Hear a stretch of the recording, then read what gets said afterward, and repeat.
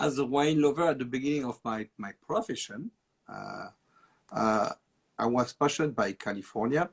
It was a long time ago. I remember when I used to stay in California, I was at the Grace Family Vineyards in Santa Elena, Oh, and with Dick Grace. And it was the time when Craig Williams from Phelps was just arrived at Phelps. It was a time when it was still Andre Chelichev, very well known at Beaulieu. You know, it's a long time ago. And what was interesting is I could visit. It was the beginning of Helen Turley, and Larry Turley was at Stag Lips. You know, he was still a surgeon. It's a long right. time ago. And when I came back in France, I was I saw that the California was so in advance when we were speaking about winemaking and enology. The strong point of the France was the terroir signature. Um, Maybe the definition of terroir is to keep, because I was lucky to work on the official definition of terroir in our organization. So it is the soil, the climate, and the human. Right. It's not only soil, because when we say terroir, that means earth, but it's not only soil, it's also the climate.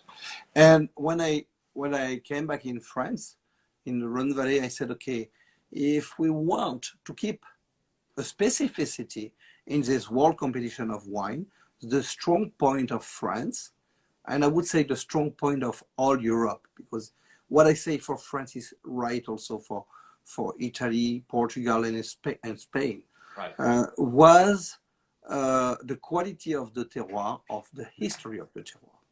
Right. It is important to understand that through the centuries, the microbiology, the bacteria which are around the roots, will digest and transform the soil. And century after century, a vineyard soil will be better and better and more adapted to the vine. And that is finally the strong point of the old Europe compared to the new world wines. But if you speak about the microbiology of the soil, you need to have a live microbiology. So that's been, for this reason, in 91, I've moved all my vineyards in biodynamic culture. The idea was, biodynamics means bio life, dynamic in action, by opposition of the IDE philosophy. What I call IDE philosophy, it is herbicide, fungicide, insecticide. That's finished by IDE, that means death. So the idea was to prove that our soil had something to say. Right. We have to keep in mind that in the 80s, the AOC system in France or even in Europe was more used as the social guarantee for the vine grower than a guarantee for the consumer. And there were a big revolution to do in France that was the defense of terroir. So what we did with the team in the Rhone Valley was interesting. But if you work on a vineyard like Hermitage and you arrive to do something exceptional, in the same time you have you make an expensive wine because the cost of the vineyard is very high. Right. We speak of a few million euro per hectare. And as a young winemaker, I bought the winery from my grandfather, and the winery was in financial difficulty. And when I bought the winery from my grandfather, after I was very rich in debt and or very poor, Yeah. I mean, and for me, it was interesting to say, okay, make great expensive wine with expensive vineyards. We see that everywhere. As a young winemaker with plenty of debt, but passionate about soil, one of the challenges could be to say, to look where are some of the most interesting soil in the whole Europe, and is there some of the legendary soil which are not yet discovered, or which have been discovered but which has been forget. Right. And when I was watching the archives and the history, it was interesting to come back before the 30s. You know, AOC organization is an organization which was created in 1936. The first appellation was Châteauneuf-du-Pape, Cassis, and Arbois, the three first appellations. When people created the AOC organization, it was also because it was after the 1929 recession. And the first goal was to give credit to the vineyards, to give defense to the vine growers, and to protect the vineyards against the origin and the real origin of the wine. The notion of blending from everywhere was a tradition all over the world. Very often, the mise en bouteille au château was the guarantee of the winemaker, but it was not the guarantee of origin. So when they did that in the 30s, you had the poor wine regions where Bordeaux, Rhone Valley, Burgundy, they are all poor. And the rich wine region was the south of France. So the people of the south of France says, okay, it's not because you are poor that you will give us some obligation to drop our yield. And for this, in the 30s, all the big part of the vineyards of the Roussillon and Languedoc didn't want to go in the train of the AOC organization. What was interesting is that 30 years after, in the 60s, the bet of the AOC organization was a winning bet. The Burgundy, the Bordeaux, the Rhone Valley had some of the most prestigious wines. Right. And the people who didn't want to get there, the only one way they had to increase their income was to increase the yield. They were known for table wine, basic table wine. And also some fortified wines, you know, like in Bagnols. But at this moment, people started to forget that there were some of the most beautiful potential soils of France in the Roussillon. When I started to visit the Roussillon, and I like to say, the Roussillon is to the Languedoc-Roussillon what the north of the Rhone Valley is to the Rhone Valley. Oh, okay. When you go to the Roussillon compared to the Languedoc-Roussillon, you have a diversity of soil, diversity of topography, and for me, the most interesting soils are very often in the geological chaos. That means when you have some break in your geology, when the granite passed from granite to gneiss, then that is at this moment that you have some amazing potential in the soils. Another point as a wine lover, the idea was for me, said, okay, if I consider that 1/3 of the price of the wine is the consequence of the price of the vineyard, today, if we want to be able to make some interesting wines or outstanding wines at a reasonable price, the best way is to go to buy vineyard in this region where the potential is there, but because of the difficult position, economic position, the vineyards are not so expensive.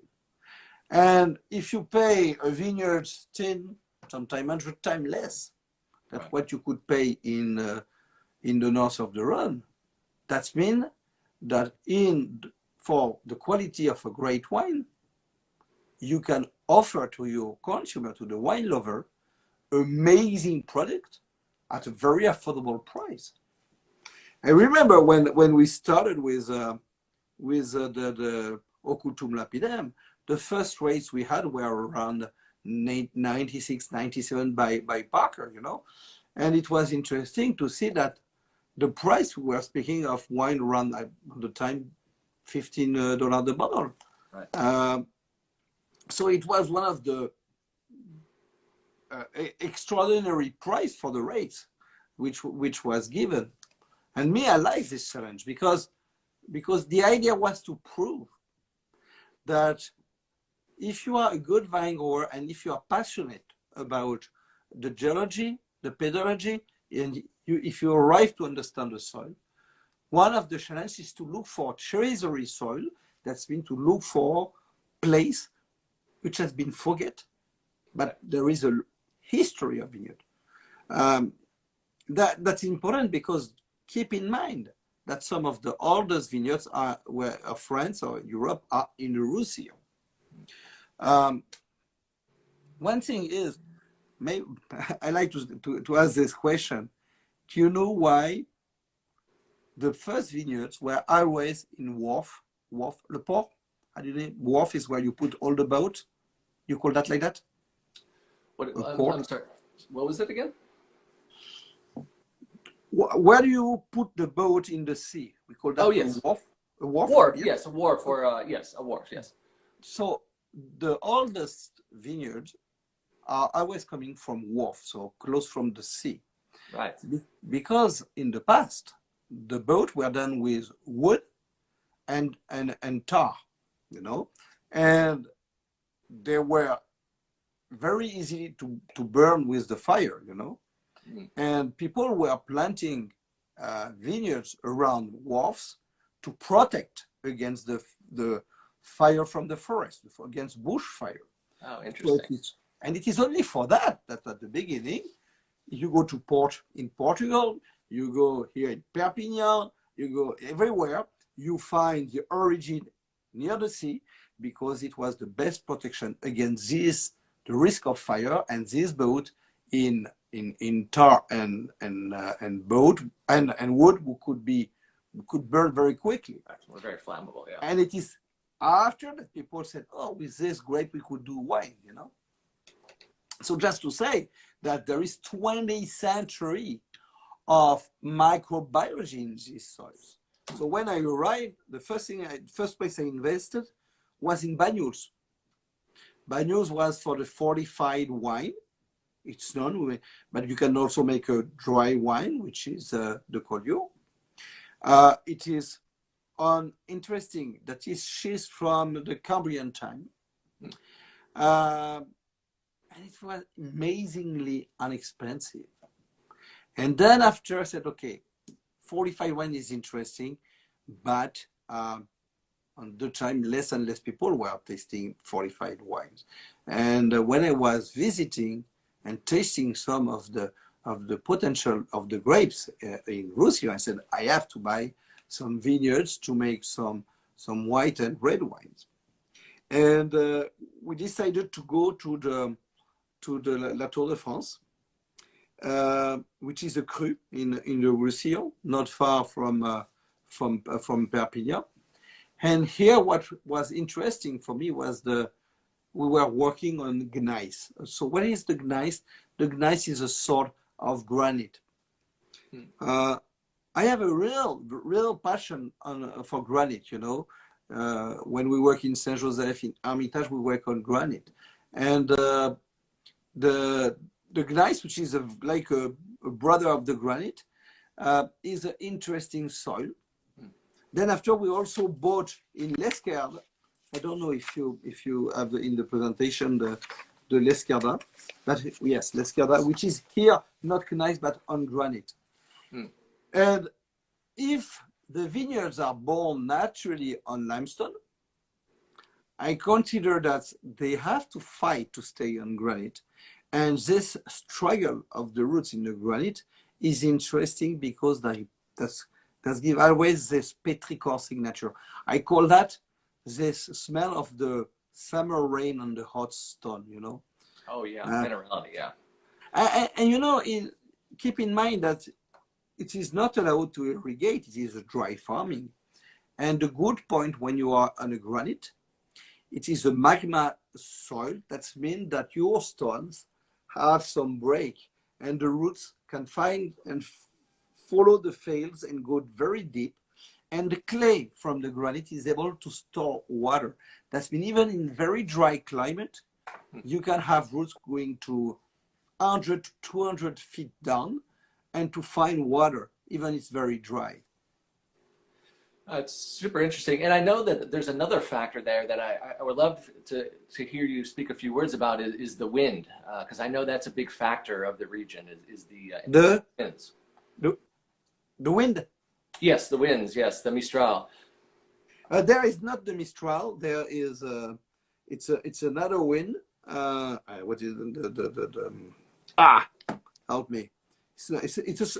It's a little like the Mistral because it's a north wind, but not coming from the north. It's a northwest wind. Okay. The common point of this wind, like the Mistral, it is coming from the earth and from the north. That means it is a dry, cold wind. And it is extremely interesting because it is the best anti-fungus that you can have. When you have this wind that's after rain, that's dry, and it is even more efficient than all treatment. And even so, it's very interesting compared to places of vineyards where they don't have this sort of wind. Then when they have 6, 7, 10 treatments per year, in organic farming, we are playing with 3 or 4 treatments thanks to this wind.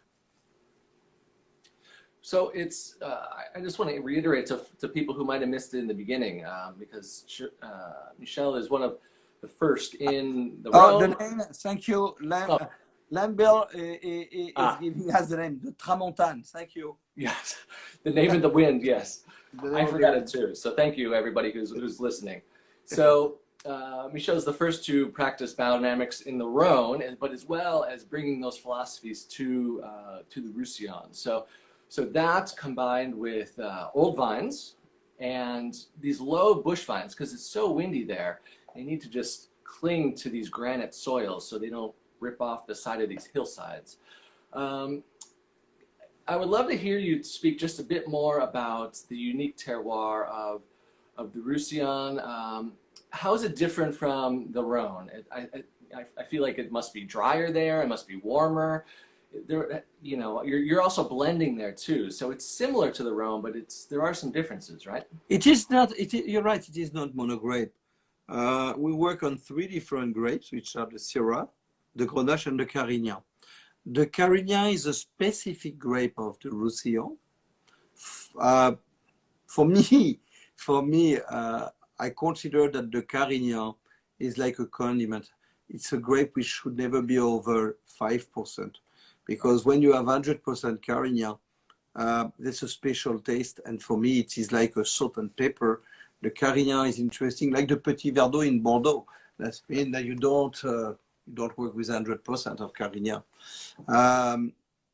What is interesting after is in the south of France. I consider that the real place, that is the real place of Grenache. I consider it's a little pity that we can't do mono grapes. Or, for instance, our Châteauneuf du Pape are mono grapes, 100% Grenache. And it is interesting to remark the history of the AOC rule. People consider that if you blend grapes, you bring complexity. My point of view is that the loss of complexity during the 20th century was the consequence of the use of the chemical farming. That's been, if you use chemical farming, you will destroy the life in the soil, and you will destroy the diversity of yeast. And for this reason, people lost complexity, and they consider that was coming from the monogrape, and they pushed at the end of the 19th century, at the replantation after phylloxera, they pushed to go to the blending to compensate this loss of complexity. As a Burgundy lover, I consider that the best image in the style of wine and the art of life around the wine is probably what we find in Burgundy or in the north of the Rhone, where we work with monogrape. I think that we should be able to work with monogrape, but it's not the case. So that we have always a touch of Syrah to be to follow the law. But if you take the L'Esquerda or the Occultum lapidem, when you are in Occultum lapidem, you will have naturally a dominant of Grenache. The Syrah will be largely minimum in this. But when you go a few kilometers away on the L'Esquerda, when you are on the granite, and it's interesting because in a warm soil, the granite is always fresh. Then here we could plant the Syrah. People wanted to plant Syrah everywhere because Syrah was a grape with no coulure, with a deeper color than the Grenache, with no risk of oxidation. Right. But the danger or the defect of the Syrah when you go to the south, when you go to warmer climate, you have the risk of this smell of chocolate. You know, what I say, cabosse de chocolat, chocolate fève. Right. And for me, when we have this signature of chocolate in the Syrah, that is a mistake. That means that the climate was too warm. And what is interesting is we arrive on the granite to keep the black currant, the violet, the licorice from the Syrah, and we don't have this chocolate signature that we could find when it's too warm. So that's extremely interesting to see, because the thanks of the granite, we can do that on L'Esquerda and we can work with the dominant of Syrah. But with the exception of the L'Esquerda in this granite soil, when we are on the gneiss and sometimes schist in La Tour de France, the rule of the game is to beat on the dominant of Grenache. So then after you have, of course,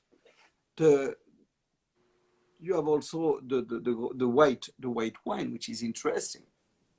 The idea of a white wine, because in the past there was a strong position of the white wines, we wanted to have a big part of the white Grenache and the gray Grenache.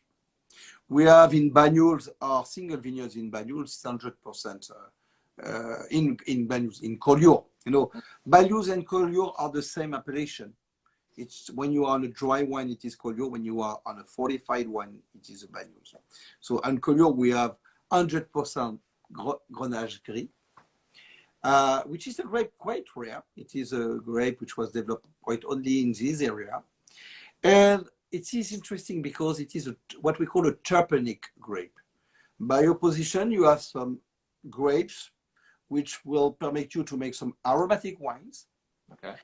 And you have some grape, what we call the terpenic grapes, which will permit you to make some white wines, less aromatic with more structure, with some touch of bitterness. And with my origin of Hermitage, where we work on Marsanne, which is a white wine with a huge potential of aging with a lower level of acidity. When we taste the Marsanne, we have the impression that you have some tannins. And what I like in what we do in Bila-Haut, in Occultum lapidem white, it is to work on grapes where it's not the acidity or freshness which will hold the potential of aging. That is this noble bitterness that you will have from this Grenache Gris and Grenache white. And what is interesting, when you take a white Occultum lapidem, you have a white one which is able to be tasted young, but you can age that 20, 25 years with absolutely no problems. Wow. So you were speaking earlier because the interesting fact that I wanted to mention again was the use of wild yeast, natural yeast, but then also I know you ferment these a bit different. If you permit me, just if I may correct you, we call that wild yeast because even selected yeast are natural yeast. It is an abuse of language to say artificial yeast. When a winemaker uses some selected yeast, they are never artificial. They are always natural. Okay. So now, okay, I gotcha. So, but the other thing that you do that I've read about is that you ferment at a higher temperature for your white wines generally. Tell us a bit about why you do that. So, I like to say that a wine is an aromatic symphony. And to understand this, I would say that the Philharmonic Orchestra are the yeast, the musical instruments. You have a few hundred different races of yeast. And each race of yeast transforms the sugar in alcohol with its specific aromatic signature. And the aromatic cocktail of a wine is like an aromatic symphony. If you let the opportunities of these wild yeast to work together, you will select the maximum of shape of efficiency at a certain degrees. Why I don't work with selected yeast is because when you choose a yeast that you select, when you ask this yeast to be multiplied outside of the wildlife, very often you have some evolution of this yeast and you have what we call a killer effect. That's mean instead to have few hundred of different races of yeast, or even 100 of different races of wild yeast, the yeast you have selected, when you will bring back this yeast in your juice, will have the killer effect, will destroy a part of the wildlife.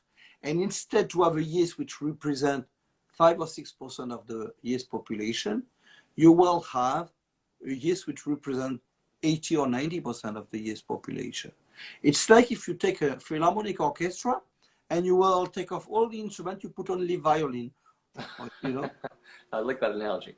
And that is for this reason that if you want to look for the fruit, and I like to say in the AOC philosophy, we are looking for the texture. The fruit is to the wine what the disco is to the music. We don't want to do, we can do disco. You know, it's not because you like classical music that you don't listen rock or disco. Okay? So it's not because we like iconic wine that we don't like easy wines, fruity wines. There is a place for each moment. But what is interesting, if you watch which yeast, which wild yeast will work at which temperature, you will observe at a lower temperature, you will have some yeast which will give aromas. We call that thiolate smell. You know, English English candies smell, amylic smell. That means that even if you are on a Grenache or a Marsanne at a lower temperature, the amylic smell will be the same. You even lose the grape. That means if you lose the grape, you also lose the terroir. Right. It doesn't make sense for me to propose an AOC, that means the pictures of the terroir, if the temperature of fermentation and the yeast selection give a taste of wine which is the same for all grapes and all soil. And what is interesting, the common point of the yeast which will give the amylic taste is that you will have a short aftertaste. Mm-hmm. What you find in the power nose, you lose in the taste. Finally, it's like if you have a potential of point that you will deal or split between the nose, the taste, and the aftertaste, persistence. And what you give in one place, you can't give in the other place. And you have only your 10 or 20 point that you will give. It's a choice. Yeah. So what we do when we work with a warmer temperature, we know that we will lose a part of the nose. Because the yeast which will take the position at this temperature will produce some aromas which are less amylic, you will have more terpenic approach, and in the same time, you will have much more length in the taste. For me, as a wine lover and winemaker, but as a food lover, you know, we created 30 years ago, 29 years ago, the French Championship of Sommelier for Students. It's because, for me, a winemaker should be a cook in the same time. Right. A few years ago, I created in the Syrah Lyon with Olivier Ginot, the World Championship of Cooking for Winemakers. The idea was to show that a good winemaker should be a good cook. And if you are a winemaker and you don't have understood the cook, then you make a wine which is not interesting in the length of the taste. Right. For me, one of the best winemaker I've ever met is Gérard Chave, from the father of Jean-Louis Chave. Mm-hmm. And a guy like Gérard Chave, in the same time, is probably one of the most fascinating cook, and he knows everything about the history of the food.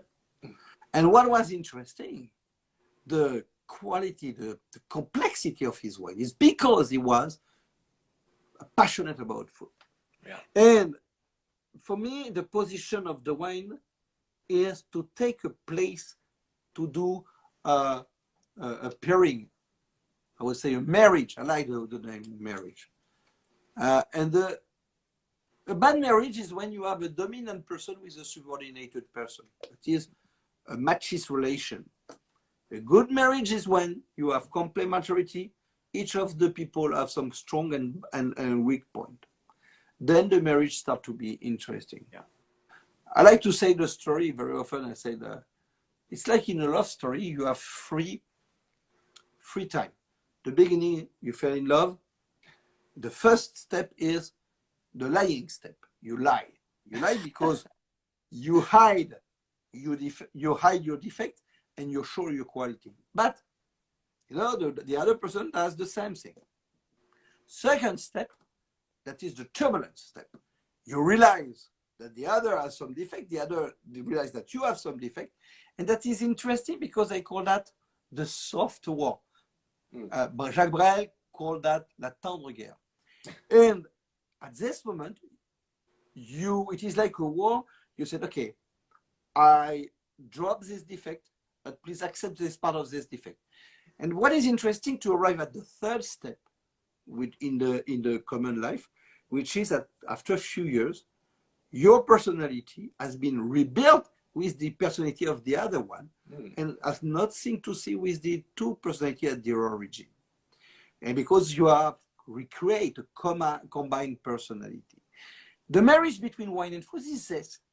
You have the taste of the food, you have the taste of the wine, you eat the food, and it's for that when you make a pairing, it's when you have the food in the taste. At this moment, you take a sip of the wine when you have the food in the taste, on the food. And at this moment, you see, you lose the personality of the food, you lose the personality of the wine. But if there is no struggle or one which killed the other one, then at the end, you have changed the taste of the food, you have changed the taste of the wine, you have a third personality. Right. And the pairing, that's the rule of the game of a pairing. But you have to be respectful. For instance, I can't understand, as a food lover, I can't understand Sauterne with foie gras. Because Sauterne will be always very good with foie gras, but you kill the foie gras. Mm-hmm. Or if you want to play Sauterne with foie gras, take a cheap foie gras, because you will kill the foie gras with the sweetness of the Sauterne. True. No, so that's not a marriage which is a balanced marriage. Right. No, it's a great. I love your analogies, especially about the marriage and the pairing, and the third component, which is what is so difficult and elusive, but when it's done properly, it's magical. And I think that's one of the reasons why we love your wines so much, is because they are just focused into food and sharing and company, and that's what makes them successful. I mean, they're they mirror their sense of place, and it really works. And when I say that we have to play wine with food, there is another thing that I like to repeat. Drink wine only in crystal. Only in crystal. Crystal is to the wine what hi-fi is to the music. You will not listen a piece of Mozart with a mono. You will take a stereo. And in the same thing, take crystal. You don't, we did many times the experience, the same shape of glass with glass and crystal. It's like if you move from stereo to mono. Right. And, you know, you can even go farther. I love crystal. When I take a beer, I serve my beer. Even if it's a running rock, I serve my beer in a crystal glass. You know, even when I take a tea, I take my tea in a crystal glass and not in a cup. The crystal is not a perfect glass. You know, it is the accident in the crystal permitted adsorption, which permit a better expression. So never let the opportunity to have more pleasure in the tasting of a wine by dropping the opportunity to taste your wine with a crystal. You multiply by 2 maybe sometimes the complexity of the wine thanks of the crystal glass. So for now, Michel, we'll sign off. Thank you again for joining us, everyone. Bye-bye. We'll see you in 2 weeks. Ciao, everyone. Bye. Bye.